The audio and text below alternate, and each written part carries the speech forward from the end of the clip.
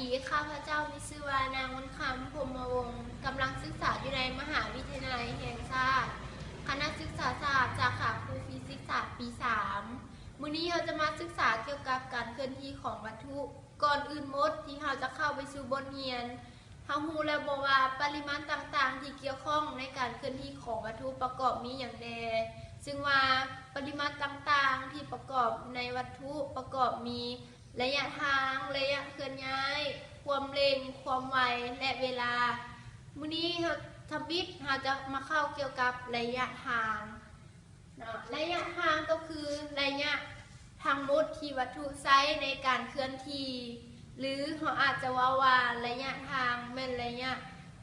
ทางหมดที่วัตถุใช้ในการเคลื่อนที่ซึ่งแทกจากจุดทำอิฐของการเคลื่อนที่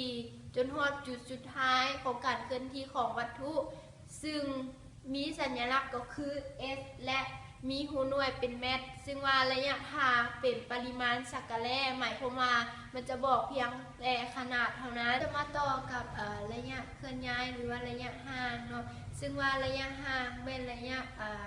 สิ้นสุดที่คิดจากจุดทำอิฐหาจุดสุดท้ายของการเคลื่อนที่ตัวอย่างเท่าโกเนาะเคลื่อนที่จากเมือง A เพื่อจะไปเมือง C โดยผ่านเมือง B ซึ่ง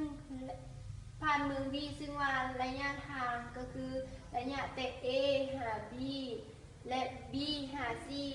เอิ้นว่าระยะทางที่เท้าก่อใช้ในการเคลื่อนที่ส่วนว่าระยะทางก็คือระยะแต่เมือง A หาเมือง C หรืออาจจะว่าจากจุดทำอิฐหาจุดสุดท้ายแมนระยะห่างของการเคลื่อนที่ของเท้าก่อผ่านการศึกษามาเนาะมันกระบวนเพียงเท่านี้ถ้าหากหมู่เพื่อนคนใดบ่เข้าใจหรือมีคำแนะนำเพิ่มเติมก็สามารถเข้ามาแนะนำได้เนาะขอขอบใจ